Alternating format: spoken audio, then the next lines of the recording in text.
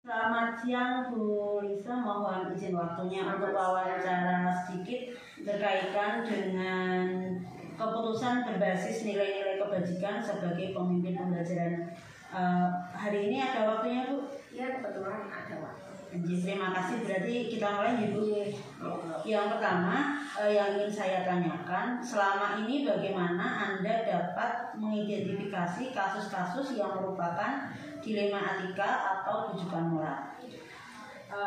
Kasus-kasus di sekolah ini mungkin beragam ya Bu ya, mulai dari kasus yang ringan, kasus yang berat, kasus yang mungkin menurut yang lain biasa saja. Namun dalam penyelesaian kasus itu baik ringan baik berat, kita perlu mempertimbangkan banyak hal supaya tidak terjadi kesalahan dalam pengambilan keputusan. Kita perlu melihat, mencari informasi juga dari orang lain, kemudian kita mengambil keputusan itu dengan pertimbangan, kemudian diidentifikasi dengan banyak hal, dengan mungkin pertanyaan-pertanyaan yang sesuai untuk mengidentifikasi masalah, baik masalah dalam rujukan moral ataupun dalam dilema etika.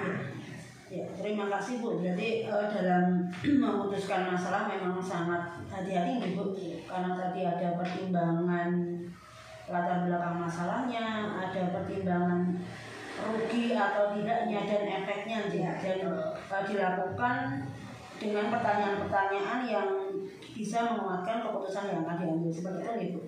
Untuk pertanyaan kedua, selama ini bagaimana Anda menjalankan pengambilan keputusan di sekolah Anda, terutama untuk kasus-kasus di mana ada dua kepentingan yang sama-sama benar atau sama-sama mengandung nilai kebajikan?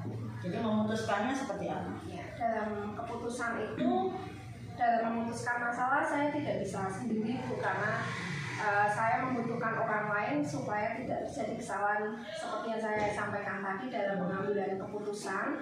Jadi saya mencari teman-teman terdekat, mungkin dari waka sekolah atau mungkin dari teman guru yang lain atau komite, untuk menemukan solusi yang tepat untuk mengambil keputusan dalam masalah tersebut, sehingga perlu terjalin komunikasi terlebih dahulu sebelum menyelesaikan masalah.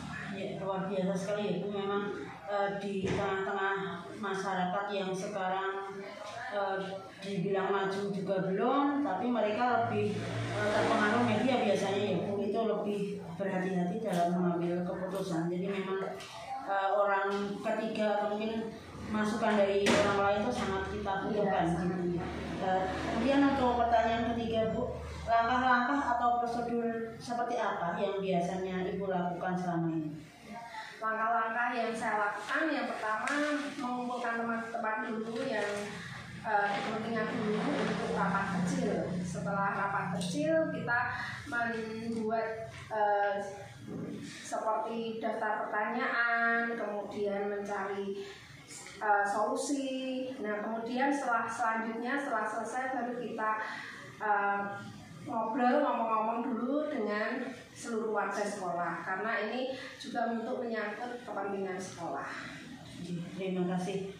Memang sekolah itu, terutama yang berada di desa seperti ini, kita harus mempertimbangkan banyak hal, karena nanti akan berefek untuk penerimaan siswa baru dan juga dalam penyelesaian masalah selanjutnya. Untuk pertanyaan selanjutnya, adakah seseorang atau faktor-faktor apa yang selama ini mempermudah Anda atau membantu Anda dalam mengambil keputusan dalam kasus dilema etika? Ya, yang pertama saya akan ngobrol dulu, rapat kecil dulu dengan tim saya, dengan waka sekolah. Selanjutnya kita berkomunikasi, mencari solusi yang terbaik, dan juga melibatkan komite sekolah, karena komite sekolah juga merupakan perwakilan dari wali murid.